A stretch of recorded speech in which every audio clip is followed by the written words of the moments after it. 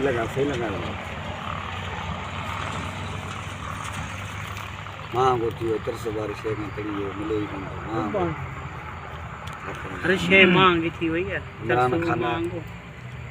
सदर पांजे वेल करे छडियो मां का ये चोट करे छडी जे के शे के न था रसू अरे ने भाव कमदार बियो चेवा अरे कमदार त पर वडेरो बियो चे कमदार है पूरा कमदार तू ही जाओ या तुजो लिखा है अरे वडेरो ना सिद्धो पांडे जे पहुंचे पियो कबूकर मां लगे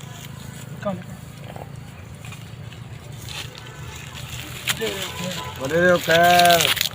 क्या बेटा करे छे अरे मेरी टाइम पास बात कर अरे तोड़ छाए तो छल कयो दई अरे कुकड़े बचे बोले क्या ताके शर्म न तो ते रोज तो हिते न छोरा करियो ए नशो तई वठो किथा दा सही नशो तोरे घर में बच्चन जे लाए खाने जे लाए तो कोने केदी महंगाई लगी भैया तुम वरी ही गलत कम जा करो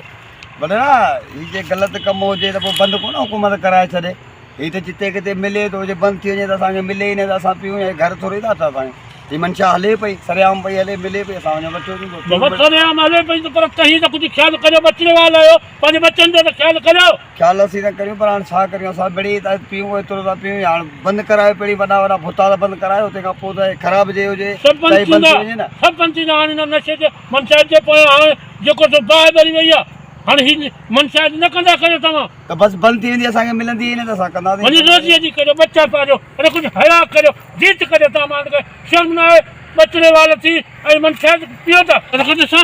मूंखे ॾिस साईं गड़दो आहे यार अफ़सोस आहे मूंखे जो ही ज़हरीली शइ हिन ज़हर जेको असांजो नओं नस्ल जेको अचे पियो उहो तबाह करे छॾियो आहे बर्बादु करे छॾियो आहे हाणे त असांखे कुझु न कुझु हिन ज़हर जे लाइ असांखे कुझु न कुझु करणु ज़रूरु पवंदो न त असांजो ईंदड़ नस्ल तबाह ऐं बर्बादु थी वेंदो